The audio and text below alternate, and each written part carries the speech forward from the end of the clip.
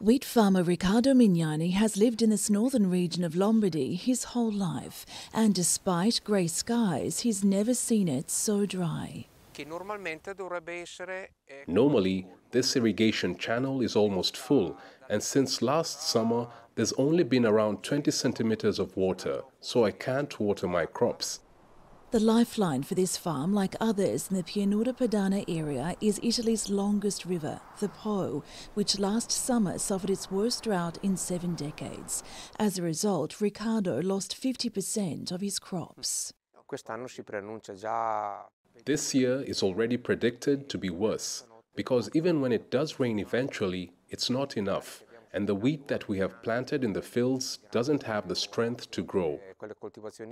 The National Farmers Association, called Diretti, says a dire lack of snow is also to blame. There is 30 to 40% less rain than last year, and in terms of the temperature, we have 1 and in some cases 2 degrees above the usual average. And it's not just this region that's affected. While in Lake Garda, tourists can walk to San Biagio Island, usually only accessible by boat. The Po is currently 3.3 metres below normal levels, risking both crops and quality products such as Parmesan cheese and Parma ham. The River Po is not just the water source for one of the most important agricultural zones in Italy, but also in Europe. And unless there's significant rain this spring, a third of the region's production will be at risk. Last year's drought caused $5.5 billion worth of damage. Italy's government has just appointed a special commissioner to oversee the crisis.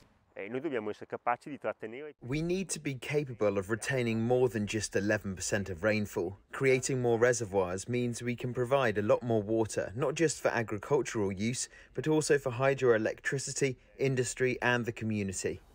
All hopes are now riding onto spring.